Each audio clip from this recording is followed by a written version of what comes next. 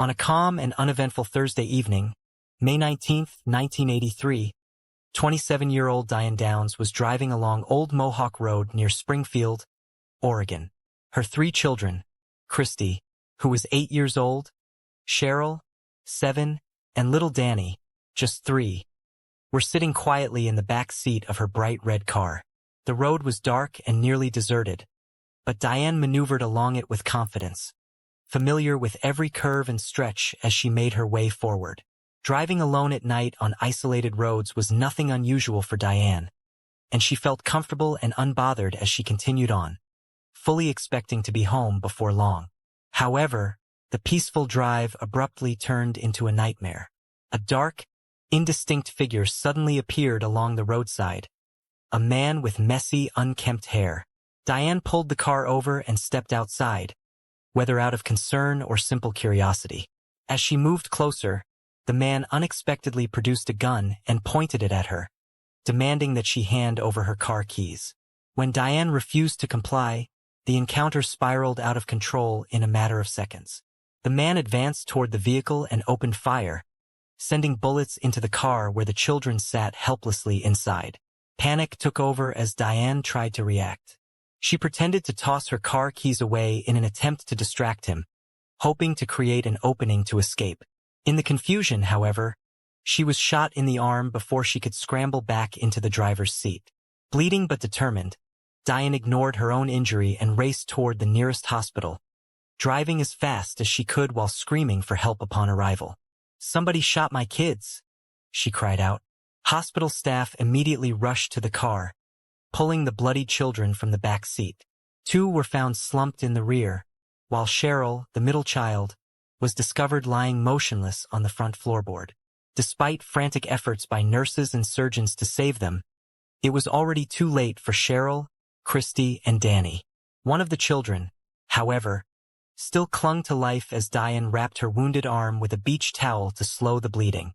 Despite the chaos and her own injury, she remained composed enough to place phone calls to her ex-partner and her parents while she waited anxiously for updates from the doctors. When she was informed that Cheryl had died, Diane appeared visibly shaken, yet she managed to maintain a sense of outward control. As the hospital worked to treat the surviving children, police began searching for the mysterious gunman who had violently disrupted the community's sense of security.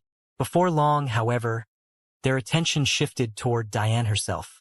Her account of the events contained troubling inconsistencies, and investigators were unsettled by aspects of her behavior and emotional responses. Further scrutiny of Diane's background only deepened their doubts.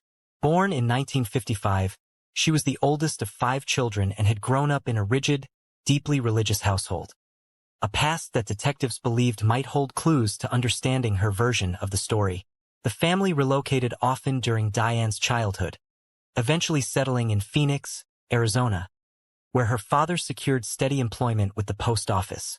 Life in the household was governed by strict, conservative values that allowed little space for affection, emotional expression, or forgiveness.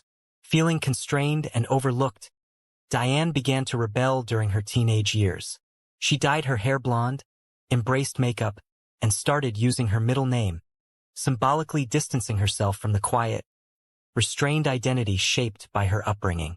This transformation brought Diane a new sense of confidence and attention, particularly from her classmates. One person who noticed her immediately was Steve Downs, a fellow student at Moon Valley High School. Despite her parents' strong disapproval, the two grew extremely close and became nearly inseparable. After graduating, Diane enrolled briefly at Pacific Coast Baptist Bible College in California, but she was expelled following multiple affairs. By that point, her relationship with Steve had deteriorated, yet it was not over for long. After Diane returned to Arizona, once again defying her parents' wishes, the pair reunited, picking up where they had left off. Diane married Steve on November 13, 1973, when she was only 18 years old. From the very beginning, their marriage was unstable and deeply strained, plagued by Diane's repeated infidelities and Steve's growing sense of suspicion and mistrust. Their first child, Christy, was born in 1974, but any hope that parenthood might stabilize the relationship quickly faded. Not long after Christie's birth, Diane left home to join the Navy. Her time in the military was brief, lasting only 3 weeks, before she returned, claiming medical problems and expressing concern over Steve's ability to care for their daughter. Rather than improving, their relationship continued to deteriorate, laying the groundwork for an increasingly volatile future. Steve lived in a constant state of anxiety, tormented by the fear that Diane would be unfaithful yet again. What had once been a marriage fueled by young love and optimism devolved into frequent arguments, both behind closed doors and in public. During this turbulent period, Steve purchased a gun for his own sense of security, and in a troubling twist, Diane later gave him both a rifle and a revolver as Christmas gifts, an unsettling detail that would later draw attention. Their second child, Cheryl, was born on January 10, 1976. As financial pressures mounted, Steve decided to undergo a vasectomy, convinced that supporting a family of 4 was the most they could responsibly manage. Despite this, Diane later became pregnant again, a pregnancy that ended in an abortion, an experience she would later claim she deeply regretted. Meanwhile, Diane's continued infidelity placed even greater strain on an already fragile marriage. On December 29, 1979, Diane gave birth to a baby boy named Danny, though Steve was fully aware that he was not the child's biological father. Even with this knowledge, their marriage did not officially end until 1980. Diane frequently insisted that she loved her children, yet many people felt her actions contradicted those claims. Christy, Cheryl, and Danny were often seen wearing worn-out clothing, with messy hair and little sign of attentive care. Witnesses also recalled Diane yelling at them and withholding the warmth and affection that young children so desperately needed. Steve came to believe that Diane's neglectful behavior as a mother reflected the same emotional distance and lack of warmth she herself had endured growing up. Her approach to parenting was often deeply concerning. On occasions when she could not find a babysitter, Diane placed the responsibility of caring for her younger siblings on 6-year-old Christy, a burden far too great for a child of that age. Following the divorce, Diane faced ongoing financial difficulties, and despite working for the Postal Service, she sought additional ways to support herself. Eventually, she turned to surrogacy as a means of earning extra income.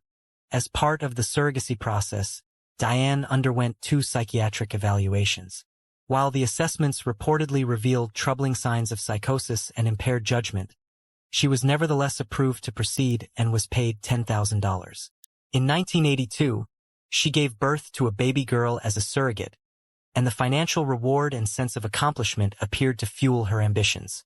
Buoyed by this experience, Diane began fantasizing about opening her own surrogacy clinic and even entertained the idea of attending medical school in order to make that vision a reality. In 1981, Diane began a relationship with Robert, a coworker who was already married and struggling with problems in his own marriage. Diane's outspoken and provocative personality quickly drew his interest, and what started as a professional connection soon became an affair. Robert regarded the relationship as strictly physical, but Diane grew emotionally attached and imagined a future with him. He was clear, however, that he had no desire to act as a stepfather and did not want any involvement with her children. At the same time, Steve briefly came back into Diane's life in an attempt to repair their broken marriage. His return led to intense arguments and, on at least one occasion, a physical confrontation that left Diane with visible bruises. In spite of the turmoil, Diane remained focused on Robert, even having his name tattooed on her shoulder next to a rose. By the end of 1982, her personal life had grown increasingly chaotic and unstable. She accused Robert of giving her a sexually transmitted infection, which prompted a final breakup and led Robert to confess the affair to his wife. Diane's surrogacy plans were temporarily derailed when a clinic turned her away because of the infection, though she later returned to Kentucky to try again. Around this period, her mobile home mysteriously caught fire while she was away. Diane collected $7,000 from the insurance claim and combined it with her first surrogacy payment to start an unlicensed surrogacy clinic, which ultimately failed. Despite these setbacks, she continued to dream of a future with Robert. In February 1983, Robert drunkenly proposed, prompting Diane to write in her diary, I could hardly believe my ears today. Robert said he'd live in the same house with my kids and me. That same month, at Robert's apartment, Diane pressured him to choose between her and his wife. Robert chose his wife, which enraged Diane. He left the apartment, calling his wife from a phone booth, and she picked him up to return home. But Diane was not finished. She followed them, pounding on their door and repeatedly ringing their phone throughout the night. Shortly afterward, Diane announced she had secured a job transfer and would be moving to Oregon in April, taking her children with her. Then, one day, she and Robert ran into each other at work again. Despite everything, their affair resumed. With only weeks left before her move, Diane stayed with Robert temporarily, and he even got a rose tattoo to match hers. Although he excluded her name, by April Diane had left Arizona for Oregon, and Robert returned to his wife. Yet her obsession continued. She inundated Robert's home with letters and packages, all of which he returned unopened. Meanwhile, Diane's ex-husband Steve noticed that 3 of his firearms were missing. He suspected Diane had taken them but didn't give it much thought, assuming she needed protection as a single mother relocating to a new state. In May 1983, Diane decided to visit her coworker Heather with her children, thinking it would be a pleasant outing on the way home. She claimed she stopped when she saw a man signaling for help. According to her, she stepped out of the car and he demanded her keys. When she refused, gunshots rang out, and she rushed to the hospital with her injured children. At first, Cheryl went unnoticed until Diane called out that her daughter was lying on the floor and unresponsive. Medical staff found Cheryl lifeless, with 2 gunshot wounds in her back. Attempts to revive her were unsuccessful. She had been dead on arrival. Cheryl was only 7 years old. Christy suffered critical injuries, including a stroke and severe internal damage. 1 bullet remained lodged in her body, while another had passed through her chest, collapsing her right lung and causing a hemorrhage in her left. During surgery, Christy's heart stopped, but doctors managed to restart it and stabilize her for further procedures. Danny, awake but terrified, had a bullet wound near his spine and struggled to breathe, requiring chest tubes. Doctors feared he might never walk again. While her children fought for their lives, Diane's behavior drew attention. Hospital receptionist Judy Patterson observed that Diane's injuries were minor compared to the life-threatening wounds her children had sustained. Diane casually washed her arm in the restroom before calling her parents, and, strangely, Robert. When speaking with her mother, Diane recounted the events leading to the shooting, claiming her children had been laughing and talking when a man stopped her and demanded her keys. Later, however, she told police that her children had been asleep at the time. Authorities arrived to investigate and offered to take Diane to the crime scene. As they passed her car, she asked, "I hope my car is okay. Does it have any bullet holes in it?" Diane guided the officers to the scene, recalling only vague details, including what she described as an icky yellow car belonging to the attacker. Yet no such vehicle was found, and Diane soon began complaining about the pain in her arm. The police officer called for another officer to escort Diane and her father back to the hospital, while he remained behind to continue searching for evidence. Once back at the hospital, Diane was informed of Cheryl's death and the critical conditions of Christy and Danny. Her reaction was disconcerting. When told that Danny might survive, she remarked, "Do you mean the bullet missed his heart?" Her response left hospital staff and law enforcement baffled. Detectives pulled Diane aside for questioning and observed her calm demeanor, which seemed unnervingly composed for someone whose children had just been violently attacked. They also noted that the wound on Diane's arm appeared consistent with cases where a perpetrator inflicted a self-inflicted injury to deflect suspicion. Diane described the attacker as a white male in his late 20s, with dark wavy hair, a stubbly beard, wearing a Levi's jacket and an off-color t-shirt. She also allowed investigators to search her home, where she claimed to own 2 guns. When Diane was finally permitted to see Christy, investigators noticed a striking reaction from the young girl. Her heart rate jumped from 104 to 147 beats per minute. As Diane took her hand and repeatedly said, "I love you," Christy appeared terrified. A search of Diane's home uncovered her guns, calendars, and a diary filled with obsessive letters to Robert. Diane's account of the attack shifted slightly each time she recounted it, with inconsistencies about whether the children were awake or asleep and her own reactions to the shooter. Meanwhile, her ex-husband Steve Downs flew to Oregon after learning of the incident. Though Danny was not his biological child, he expressed concern for all three children. When investigators questioned Steve about Diane's calls on the night of the shooting, he revealed that she had contacted Robert. The detectives went to Arizona to interview Robert, who, with his wife present, detailed his affair with Diane. Both Robert and Steve had alibis, eliminating them as suspects. A forensic scientist examined the bullets and gunpowder residue in Diane's car. The absence of external damage suggested that all 5 bullets hit their intended targets. Blood and gunpowder were found in the back seat and front passenger seat, but none in the driver's seat. Pointing toward Diane's probable involvement, Cheryl's funeral was held on May 25th, and her ashes were scattered in Arizona. Christy and Danny were stabilized, though their injuries remained severe. Danny was paralyzed from the waist down, while Christy, who had suffered a stroke, lost much of her speech but showed some improvement through therapy. As the investigation continued, Diane became increasingly defensive. She agreed to another interview, claiming she knew the shooter and that he knew her. However, her responses were vague and repetitive, often ending with, "I don't know." When asked directly whether she had committed the crime, she became angry and stormed out. The most incriminating evidence against Diane ultimately came from her daughter, Christy, whose testimony would provide the critical details needed to uncover the truth. On that night, Christy spoke about the abuse she and her siblings had suffered, revealing that Diane had hit them multiple times. She also began to recall the traumatic events of the shooting, though initially she could not name the shooter.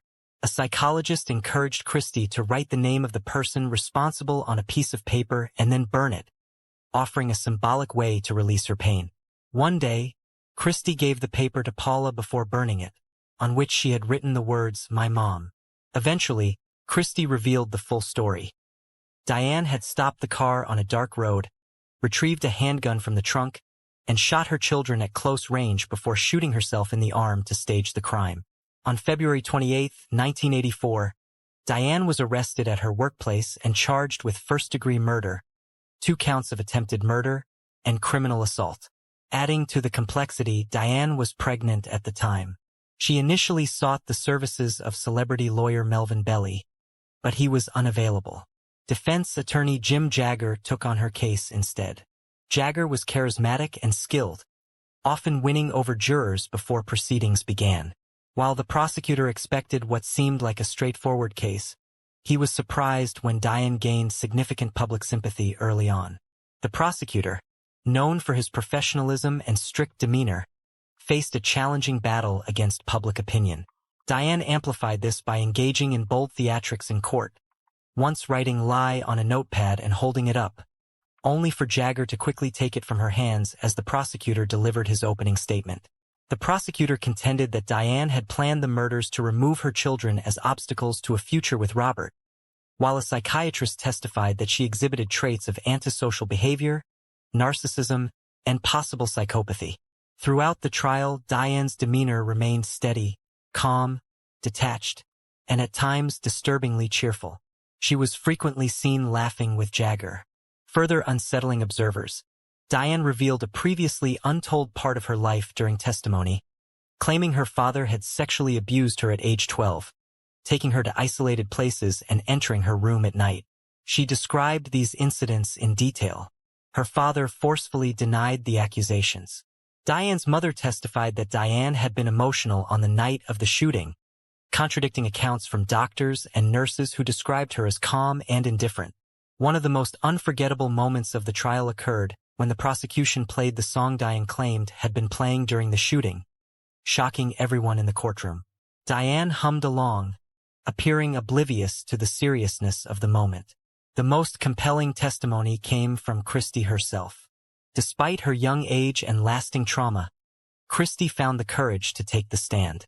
She shook and cried frequently, losing her composure whenever Diane looked at her. Yet she was able to tell the court that her mother had shot her and her siblings before giving herself a superficial wound. Jagger tried to undermine Christie's testimony, claiming she had been coached, but Christie remained steadfast throughout the trial. Diane gave birth to a baby girl and, in a television interview, stated, "You can't replace children, but you can replace the effect they give you. They give me love, satisfaction, stability, and a reason to live." This comment only intensified public outrage. On June 17, 1984, Diane was convicted and sentenced to life in prison plus 50 years, with a minimum of 25 years before becoming eligible for parole. Steve Downs, deemed unfit as a guardian, lost custody of Christie and Danny. In 1986, the prosecutor and his wife adopted the two children, providing them a stable and loving home to recover from the trauma inflicted by Diane. Diane escaped from the Oregon Women's Correctional Center, remaining on the run for 10 days. A massive manhunt spanning 14 states ended when she was found hiding in the home of a fellow inmate. Following her recapture, the courts added 5 years to her sentence. Diane later appeared on the Oprah Winfrey Show, where the interview became a chaotic display of her personality. She dodged direct questions with long, convoluted answers, made sarcastic remarks, and even told inappropriate jokes. Labeled a dangerous offender by the state of Oregon, Diane became eligible for parole hearings every 2 years after serving her initial 25-year minimum. At her first hearing in 2008, she maintained her innocence and insisted on her original story. The district attorney countered by pointing out her inconsistencies and refusal to accept responsibility. Her parole hearings in 2010 and 2020 were also denied, despite overwhelming evidence against her. Diane still has a small but vocal group of supporters. Her father publicly backed her until his death in 2017, even offering $100,000 to anyone who could provide evidence proving her innocence. Diane's brother manages a Facebook group called Free Diane Downs. Supporters often point to James Clare Haynes, a local man who allegedly bragged about shooting Diane and her children. Affidavits from acquaintances claim Haynes admitted to the crime, but these statements are considered hearsay in court. Although Haynes had a criminal record and a history of violence, no physical evidence ties him to the shootings. Christie and Danny, now adults, have largely kept their lives private, occasionally speaking publicly about their mother. Christie named her daughter after her late sister Cheryl to honor her memory. Diane's youngest child, born shortly before her sentencing, was adopted and later named Rebecca, or Becky, as an adult. Becky spoke about discovering the truth of her origins, though she had always known she was adopted. It wasn't until she tricked a babysitter into revealing information that she began to piece together the full story, which sent her into a downward spiral. She struggled with substance abuse, dropped out of high school, and rebelled against her adoptive family at 21, feeling lost. At that point, she reached out to Diane for the first time. While their initial interactions were positive, Diane's obsessive and paranoid tendencies soon surfaced. She claimed Becky was being watched as part of a conspiracy and eventually accused her of being complicit. Becky cut off all contact, later expressing deep regret for ever reaching out. Today, Becky has rebuilt her life. She is married, has a family, and has overcome personal challenges, including a battle with lupus. She now runs a non-profit dog breeding business, finding purpose and fulfillment in her work and family. As of 2024, Diane Downs is serving her sentence at the Central California Women's Facility. At 69 years old, she remains one of the most notorious figures in true crime, and it is highly unlikely she will ever be released.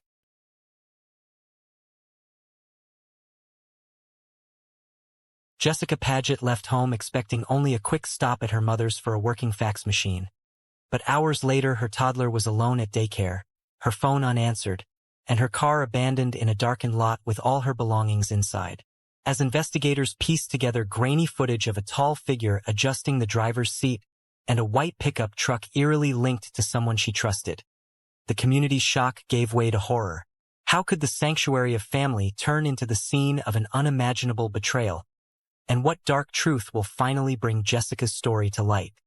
This is the disappearance of Jessica Paget. Jessica Paget, a 33-year-old mother of 3, lived in Northampton County, Pennsylvania, with her husband Mika and their children. Although Jessica and Mika had been together for almost 10 years, they had only been married for 2 months. Jessica's mother, Diane Graff, described their relationship as strong, with the couple facing life's challenges together as a team. Between caring for 3 young children and managing her job, Jessica kept a busy schedule. Friends saw her as a natural caregiver, someone truly meant to be around kids. With training in early childhood development, Jessica worked as a daycare assistant at Duck Duck Goose Childcare. On the morning of November 21, 2014, Mika left early for his construction job as usual. Jessica got up shortly after to prepare for her shift at the daycare. After dropping off her 2 oldest children at school, she arrived at Duck Duck Goose with her 2-year-old son at 8:30 a.m. Later, during her lunch break, she planned to run a quick errand. Since the office fax machine was broken, Jessica decided to stop by her mother and stepfather's house nearby to use theirs. She was close with her mother, Diane, and stepfather, Gregory Graff. Jessica also worked a second job at Gregory's fencing company, Distinctive Fencing, which was right next to their home. With her mom out of town in Florida and Gregory likely busy with work, Jessica expected the errand to be quick and had no reason to stay long. The house was only about 4 miles from the daycare, and she planned to return soon. But Jessica never came back from her break. Her co-workers, who knew she was always on time, started to worry. Hours went by before Mika got a call from the daycare. He hadn't suspected anything was wrong. He had left home that morning after sharing a quick coffee with Jessica and saying goodbye to her and the kids with a kiss. She'd even called him briefly while on her way to her mother's house, sounding rushed but otherwise her usual chatty self. As time passed, Jessica's phone kept going straight to voicemail, and her 2-year-old son was left alone at the daycare. Growing increasingly worried, Diane called her daughter's phone over 100 times, repeatedly hanging up and redialing, but never got an answer. In desperation, she booked the earliest flight home. Gregory, who had been working on his truck around the time Jessica was expected, told police he hadn't seen or heard from her that day. The police launched an immediate investigation and shared Jessica's details with the media. She was noted for a distinctive footprint tattoo on her shoulder and was last seen wearing a black sweatshirt, gray pants, and her hair in a ponytail. With her sudden disappearance, the official search for 33-year-old Jessica Paget began. In the Lehigh Valley, concern is growing over the mysterious disappearance of a mother of 3. Jessica Paget was last seen leaving her job at the Duck Duck Goose Daycare in Northampton, Lehigh County. She was on the way to send a fax at the Distinctive Fence Company when she vanished. NBC 10 Lehigh Valley Bureau reporter Randy Gyllenhaal tells us what's being done to find her. Across the Lehigh Valley, these missing persons flyers were popping up on street signs and storefronts. A newlywed young mother of 3 vanished suddenly. Now her family's searching for answers. Jessica's best friend, Shauna, commented on how happy and content Jessica had been lately, making her disappearance feel even more shocking and completely out of character. Nothing like the Jessica they all knew. Jessica's case quickly drew widespread attention. A Facebook page dedicated to her disappearance gained over 8,000 followers, and large search parties were organized to help find her. When Jessica's mother, Diane, returned home, detectives came by to discuss Jessica's relationships, focusing especially on her husband, Mika, as investigations often start by questioning close or former partners. However, Diane was firm that Mika wasn't involved. She had been in regular contact with him, and he appeared just as distraught and worried as she was. Jessica's stepfather, Gregory, had a different take. Although he had been a big part of Jessica's life for nearly 20 years and was considered a second father by her, Gregory had little good to say about Mika. He expressed doubts about Mika's character, describing Jessica as someone who attracted the wrong men and called her a loser magnet. Gregory admitted he had never liked Mika and didn't believe he was the right partner for Jessica.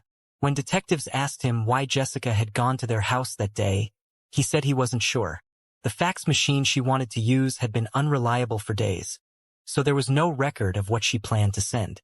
While part of the investigation team focused on Mika's activities that day, others tracked Jessica's phone.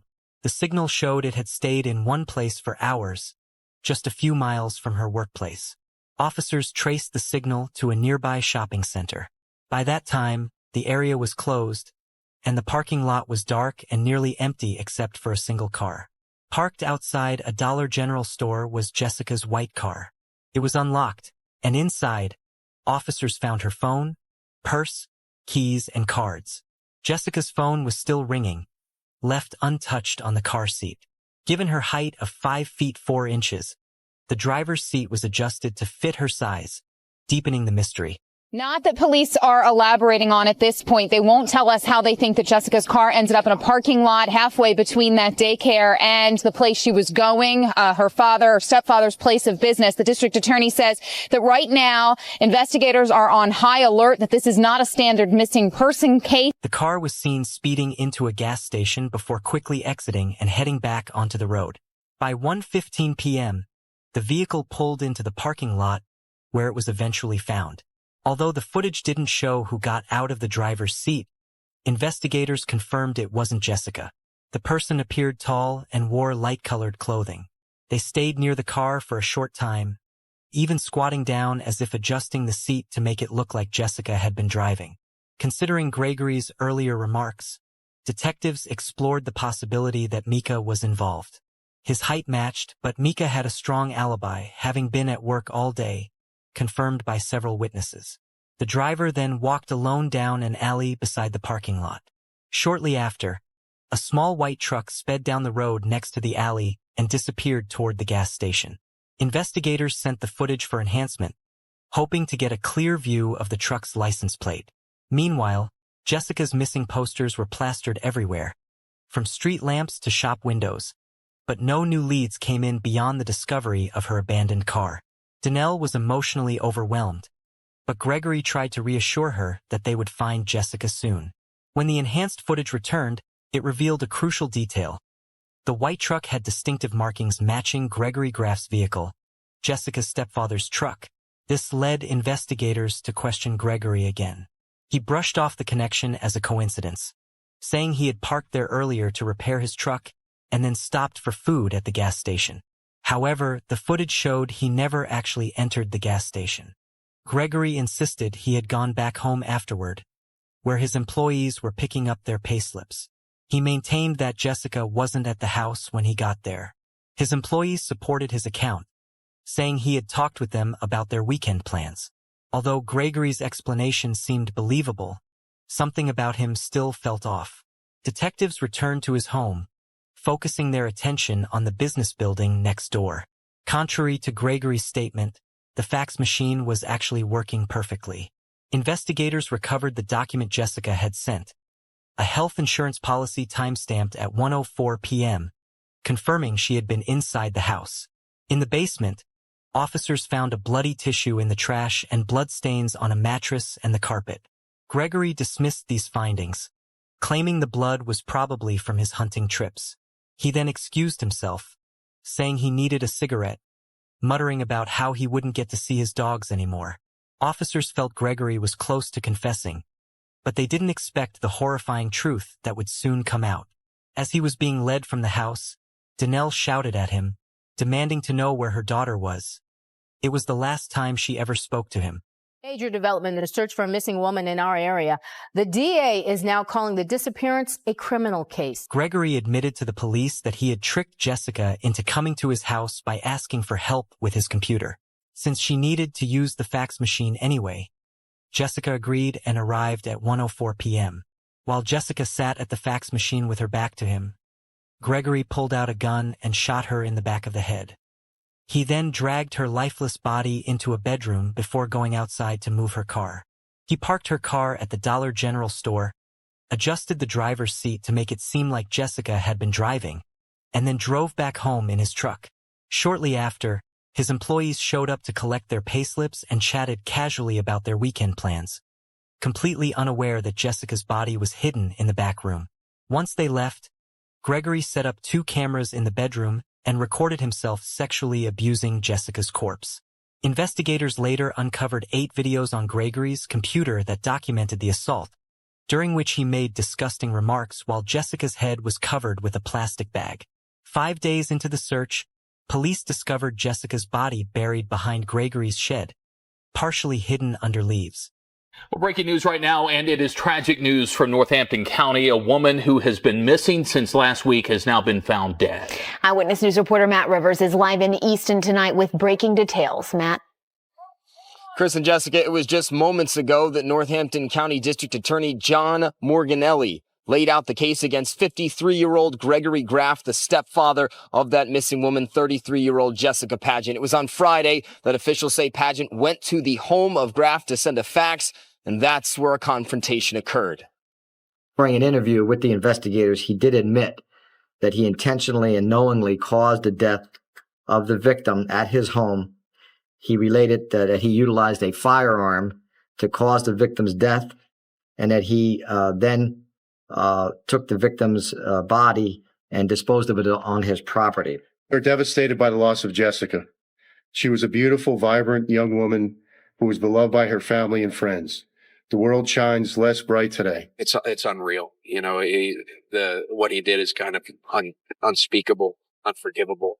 And police say that Gregory Graff is in the process of being arraigned as we speak. The district attorney says this case could become a capital murder case if during the course of an autopsy it is discovered that a sexual assault did in fact take place during the course of Jessica Paget's. Authorities strongly believed the crime was planned in advance. Considering that Gregory had asked Jessica to come over, her mother was out of town, and the suspicious location where he parked his truck. Gregory later admitted that his only motive for killing Jessica was to possess her corpse. He confessed to inviting her over after watching a large amount of pornography and buying sex toys in town. He showed no remorse throughout his confession, even saying he regretted not choosing his neighbor as the victim instead of Jessica. This was the same man Jessica had honored in a heartfelt Father's Day Facebook post, saying, "Two dads, and I love both of mine very much."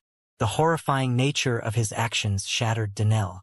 Upon learning the grim details of her husband's crime, she could only curl up in a corner, crying and struggling to comprehend something so unimaginable.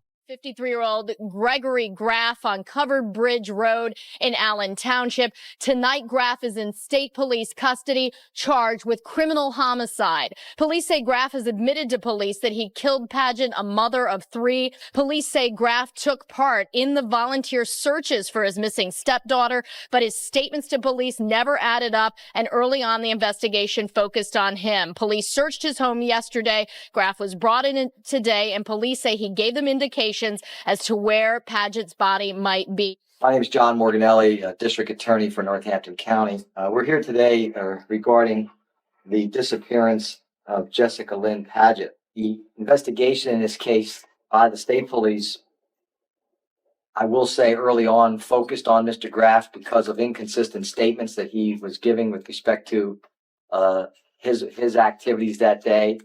Did not correspond with the investigation information that was being developed by state police. On Monday, when I was there meeting with the investigators who did an excellent job on this case, I was informed of some of these inconsistencies, and further inconsistencies were developed over the next 48 hours. And during an interview with the investigators, he did admit that he intentionally and knowingly caused the death of the victim at his home. He related that he utilized a firearm to cause the victim's death, and that he then took the victim's body and disposed of it on his property. He, as I indicated, is now been charged. He's in custody of the Pennsylvania State Police. There's definitely a sex angle to this crime that is still being developed in terms of the particular nature of it. But based on what the investigators have learned, there's clearly some motive that involves a sexual assault, I would call it. There was no indication that she had any type of relationship with him that was other than, congenial or good. She had worked for him at some point and had access to his house. Meanwhile, an online fundraiser for Jessica's children quickly gained support, receiving nearly 300 donations within a week and raising over $20,000. The prosecutor explained that under Pennsylvania law, committing murder during the commission of a felony is considered an aggravating factor, allowing for capital charges.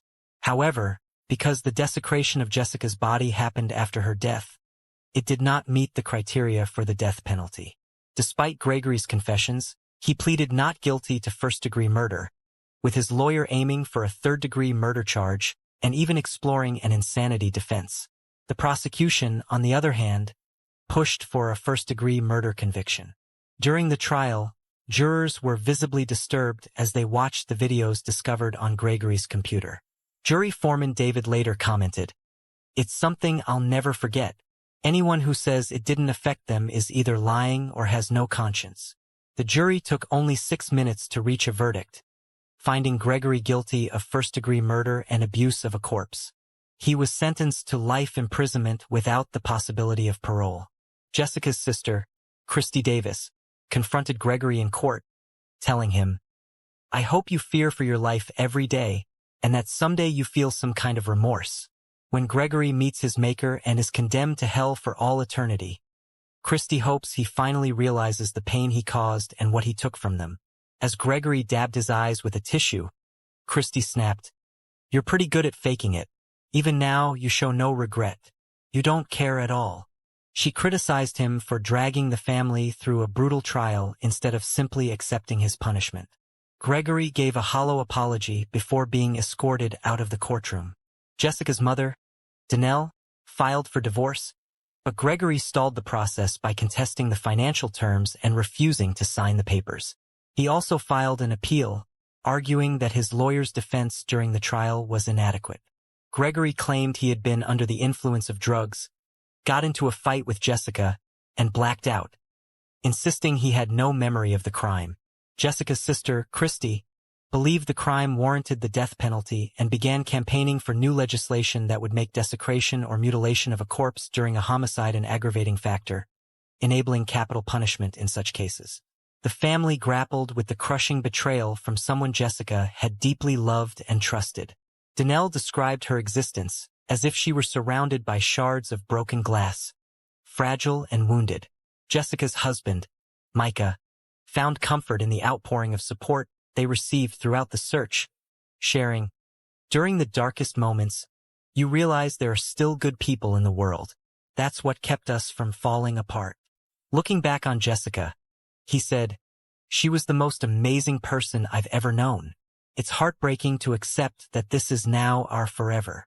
Trying to get through it together, and there's no one person that took a hit on this. We all did. The entire community did. So the only thing we can do is help each other, pick each other up, and just try to keep on moving forward.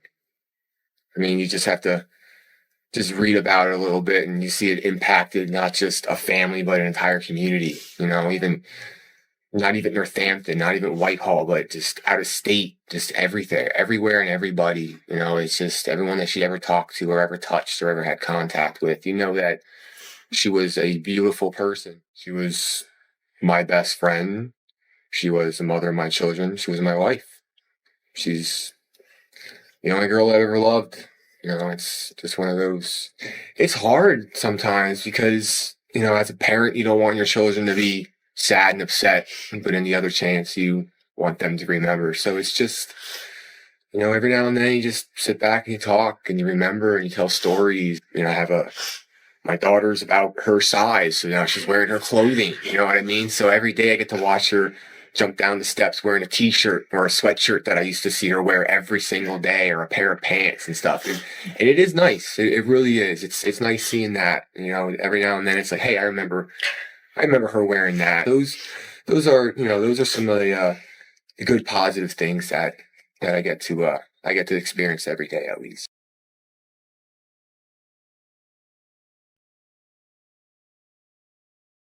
We delve into the mysterious disappearance of 23-year-old Javiera Jimenez, whose sudden vanishing shocked her community in TOF, a coastal city in northern Chile. In August 2022, Javiera, a rising social media personality, was known for her contagious energy and ability to connect easily both online and in person. She had a radiant presence that drew people to her. But that light was extinguished on August 26, 2022. Javiera vanished without a trace, leaving her loved ones and the authorities grasping for answers. That morning, she had told her family she was heading to Calama, a remote mining town. Concern quickly turned into fear when she failed to contact them as promised. By that evening, there was still no response to any of the calls. Javiera's social media, normally active and filled with fresh posts, had gone completely silent. In growing panic, her mother began reaching out to friends, desperate to know if anyone had heard from her. No one had. As days passed without news, concern deepened. Local news outlets started covering the story, and Javiera's fans flooded social media with hashtags demanding answers. The investigation officially began after her family filed a missing person report on August 26, 2022. They told police that Javiera had left home that morning with her boyfriend of 6 months, Andres Suter, for a trip to Calama. The purpose of their trip remained unclear. Some believed it was just a casual outing between the two, while others speculated it might have been connected to Javiera's work as a promoter and a potential business opportunity. Investigators from the Antofagasta branch of the Policia de Investigations began reconstructing Javiera's final hours. They interviewed witnesses who had seen her that morning. Most recalled her appearing cheerful, though a bit preoccupied. One friend mentioned that Javiera seemed excited about the trip but hadn't explained the reason behind it. Police also spoke with neighbors and local street vendors, hoping someone had seen Javiera or Suter before they left the city. A few witnesses reported spotting a white pickup truck, later confirmed to belong to Suter, near Javiera's home. Andres Suter was quickly identified as the last person seen with her. Known by some as Wada, the 23-year-old from Calama didn't hold a steady job, which immediately raised suspicions among Javiera's family. Her mother, in particular, had never trusted him, saying there was always something unsettling about his behavior. On August 27th, just a day after Javiera went missing, police brought Suter in for questioning. From the outset, his story didn't quite add up. He claimed that he and Javiera had driven toward Calama in his pickup truck when one of their bags accidentally fell off. According to Suter, this sparked an argument, and he said he left Javiera by the roadside near the city entrance while he went back to retrieve it. When he returned, he alleged she was gone. Suter told investigators he assumed Javiera had either gotten lost or been picked up by someone else, but detectives immediately found his account suspicious. Why would he abandon her in such a remote area? And why hadn't he tried to contact her right away? Even Javiera's mother didn't believe his story. In an interview with reporters, she pointed out that Suter had never called her, or anyone in the family, to ask if Javiera had returned home. He didn't even seem worried, her mother later said, her voice heavy with doubt. When investigators pressed Suter for more details, he offered only brief, vague responses. His demeanor was calm, almost detached, and he showed no visible signs of concern or distress. This unusual composure immediately raised red flags, prompting investigators to dig deeper into his background. Their search revealed that a group operating in Suter's area was involved in copper theft, a lucrative but illegal trade in Chile's mining-rich north. While there was no concrete evidence linking Javiera to these activities, the possible connection added a troubling new layer to the case. Could her disappearance be tied to Suter's questionable associates? In response, authorities launched a full-scale search effort for Javiera, joined by Chile's national police, the Carabineros. The PDI focused their search along Highway B400, the desolate stretch cutting through the Atacama Desert between Antofagasta and Calama. As teams combed the sandy terrain, they were mindful of the desert's grim history, an area where bodies had been hidden before. They stopped at roadside rest areas, searched abandoned buildings, and even inspected old mining sites for any trace of Javiera. Helicopters conducted aerial sweeps, scanning for anything unusual, pieces of clothing, tire marks, or signs of disturbance. Volunteers from Antofagasta joined the search, organized by Javiera's family and fueled by social media campaigns launched by her supporters. Across the city, from bus stops to market stalls, posters with her face appeared everywhere. Despite numerous witness interviews painting a timeline of her final known movements, few solid leads emerged. Around noon on August 26th, a gas station attendant on the outskirts of Antofagasta reported seeing a white pickup truck matching Suter's description. He couldn't confirm whether Javiera was inside, but the timing aligned with her disappearance. Another witness, a truck driver traveling along Highway B400, claimed to have seen a couple arguing by a vehicle that same day, though he couldn't identify who they were. By that afternoon, Javiera's phone, a key piece of evidence, had been switched off. Its final signal placed it somewhere along the highway, while Suda's phone data indicated he was already heading back toward Antofagasta. This contradicted his account of returning quickly after the supposed luggage incident. As the inconsistencies piled up, the investigation intensified over the following weeks. On September 2, 2022, Suda was arrested once again by the PDI, this time for obstructing the investigation. Detectives had grown increasingly suspicious as his statements continued to contradict each other, and he initially refused to hand over his phone for forensic examination. When investigators finally gained access to it, they uncovered audio recordings and text messages linking him to a copper theft ring allegedly run by a man named Jonathan Olov. Police began to suspect that Suda was concealing information about Javiera's disappearance to protect himself or others involved. Though he was released under strict conditions, including mandatory check-ins every 2 weeks and a travel ban, he vanished by September 18, 2022. The PDI later confirmed that he had illegally crossed the border into Bolivia, evading authorities. Interpol issued a red notice, launching an international search for Suda. His sudden flight only deepened suspicions. If he had nothing to hide, why would he run? Javiera's mother, Gladys, and the rest of the family kept up relentless pressure, organizing vigils and speaking to the media. When reporters interviewed her in October 2022, she was firm in her belief. "I don't believe his story. He knows more than he's saying." Investigators shared her frustration. They questioned members of Suda's circle, including his mother, who claimed to have no idea where he was. Police also turned their attention to Javiera's personal life, speaking with friends to learn if she had mentioned any threats or troubles.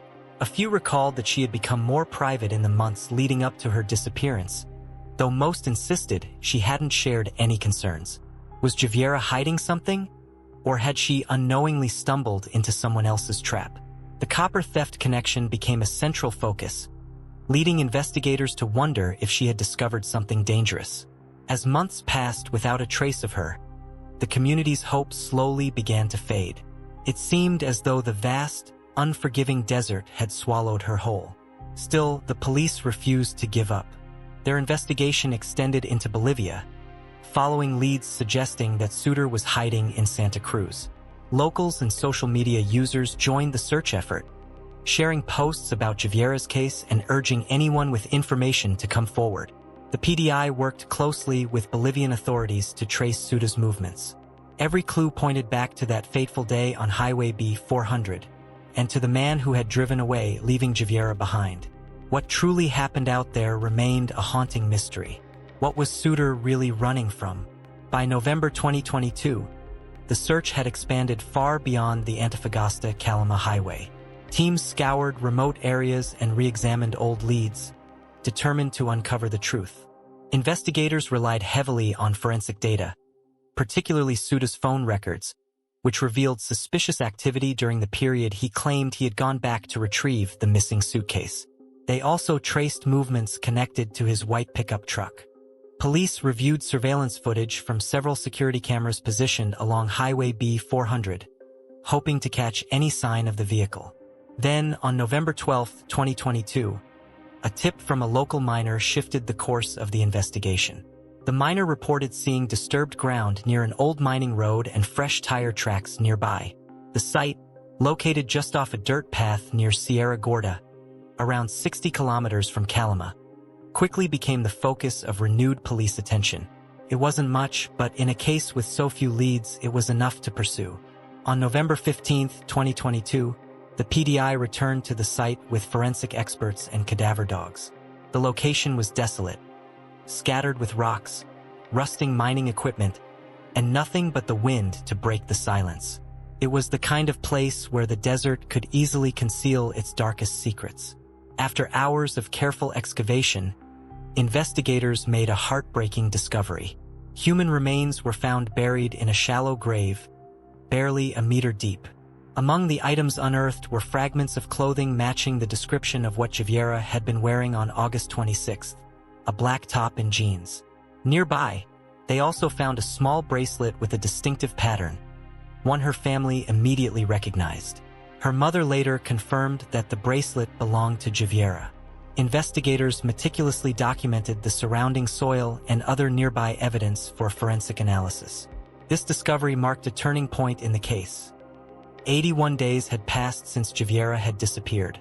The remains were transported to the Servicio Medico Legal in Antofagasta for identification and autopsy. Due to the extensive decomposition caused by nearly 3 months in the desert, the examination process was slow and painstaking. On November 20, 2022, DNA testing using samples from Gladys confirmed the worst. The remains were Javiera's. For her family, the news shattered the last fragile hope that she might still be alive. Gladys described the moment as feeling like a knife through the heart. Despite her heartbreak, Gladys vowed to keep fighting for justice. With the discovery of Javiera's body, the investigation officially shifted from a missing person case to a homicide inquiry. The PDI's focus turned to uncovering how Javiera ended up buried in that remote grave. The autopsy, completed on November 22, 2022, revealed crucial details.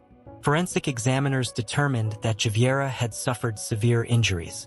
They discovered a gunshot wound to her chest, with the bullet still lodged in her ribcage. The cause of death was ruled a homicide due to massive internal bleeding from the wound. The report noted no signs of a prolonged struggle, indicating the attack had occurred swiftly. Traces of sand and mineral dust embedded in her clothing matched the composition of the soil from the Sierra Gorda site, confirming that was where her life had ended. This evidence suggested that Javiera was likely killed and buried shortly after she disappeared. The absence of defensive wounds raised troubling questions. Had she been caught off guard? During the autopsy, traces of blood were also found in her hair, though there were no skull fractures. This indicated she may have been struck lightly on the head before being fatally shot. Investigators later turned their attention to Suda's pickup truck, which had been impounded following his escape to Bolivia in early December 2022. Forensic testing uncovered bloodstains in the truck bed that DNA analysis confirmed belonged to Javiera. The quantity of blood suggested she had been seriously injured or already dead before being transported. Police theorized that Suter had driven her body to the desert burial site, a conclusion supported by tire tracks near the grave that matched his vehicle. Investigators also analyzed soil samples taken from the tires of Suda's truck and found that the minerals matched those from the Sierra Gorda area. This forensic link proved to be a major breakthrough, directly tying his vehicle to the crime scene. With this discovery, the urgency of the case intensified. The PDI escalated their pursuit of Suter, coordinating closely with Bolivian authorities through Interpol. They re-interviewed key witnesses, including friends who had seen Javiera and Suter together on August 26. One friend recalled witnessing a heated argument between the two just days earlier, suggesting growing strain in their relationship. Investigators began exploring whether this tension might have been connected to Suda's suspected involvement with the copper theft ring led by Jonathan Olav, a name that had surfaced in previous criminal investigations. Messages recovered from Suda's phone before his escape revealed that he had become furious after learning that Javiera and Olav might have been romantically involved. Could jealousy have been his motive? The PDI, however, remained cautious, avoiding speculation and focusing solely on verifiable evidence. The community's response was powerful. Hundreds gathered at candlelight vigils across Antofagasta to honor Javiera's memory. Her mother, Gladys, emerged as a determined advocate for justice, appearing on local news and demanding accountability from the authorities. The discovery site was sealed off and turned into a base of operations for forensic teams, who continued searching for additional evidence, such as the murder weapon or personal belongings. Unfortunately, the harsh desert conditions and shifting winds had erased much of what might once have been left behind. After nearly 16 months on the run, Suter was finally captured by Bolivian police in Santa Cruz's Barrio Autonomia on January 4, 2024. The arrest, announced by Bolivia's Minister of Government, Eduardo del Castillo, marked a major breakthrough, made possible in part by a tip prompted by Gladys's persistent social media appeals for help. The following day, January 5, 2024, Suter was extradited to Chile. His background painted the picture of a troubled young man. Andres Suter Araya, known by his nickname Wata, was born in 1999 in Calama, a mining city about 200 kilometers from Antofagasta. He grew up in an environment where copper theft was deeply entrenched in the local criminal underworld. Court documents later revealed that Suter had been implicated in 2 violent robberies in 2022, hinting at a pattern of escalating criminal behavior. In May, Suter and 5 accomplices, dressed in military-style clothing and armed with guns, robbed copper cathodes valued at 60 million Chilean pesos from a ferrocarril Antofagasta, Bolivia train. Then, in July, they targeted a truck bound for Canal Norte, stealing copper worth 250 million pesos. The combined loss totaled around $350,000. These incidents showed his willingness to use violence. During the heists, he and his crew assaulted and restrained workers to complete the thefts. Suter's connection to Javiera went far beyond romance. Their relationship, which began in early 2022 and lasted about 6 months, had become increasingly strained, especially after Javiera discovered his involvement in criminal activity. A darker layer soon emerged. Suter reportedly attacked Jonathan Olav, leaving him paralyzed, in a fit of rage over the alleged affair between Olav and Javiera. On January 6, 2024, shortly after being extradited, Suter was brought before a Chilean court to face charges. The court formally charged Suter with the murder of Javiera Jimenez, along with 2 counts of violent robbery. Throughout the proceedings, he appeared defiant, showing no visible remorse, something Gladys pointed out with deep frustration. His statements, however, stunned everyone. Suter admitted to burying Javiera's body in the desert but claimed her death had been accidental and that he bore no responsibility for it. He even provided the exact GPS coordinates of the Sierra Gorda site where her remains had been found. His attorney, Victor Contreras, known for defending drug traffickers, framed this as significant cooperation, arguing it should earn his client leniency. Contreras maintained that Suter wasn't the killer and suggested another person might have been involved, though he offered no evidence to support the claim. During questioning, Suter repeated his story. After an argument over a dropped bag, he had left Javiera on Highway B 400 and returned to find her dead. Out of fear, he said, he buried her body, worried that his phone, containing incriminating messages about copper theft, would make him look guilty. Investigators, unconvinced, pressed him on the gunshot wound and the blood found in his truck, both of which directly contradicted his version of events. Suter's responses during interrogation were vague and inconsistent. He continued to deny shooting Javiera, suggesting instead that an unidentified assailant might have intervened. Gladys, heartbroken but resolute, rejected his version outright. He shot her, buried her, and ran, she said. He knows exactly what he did. The prosecution sided with her, arguing that Suter's escape to Bolivia and his documented history of violence made his claim of an accidental death entirely implausible.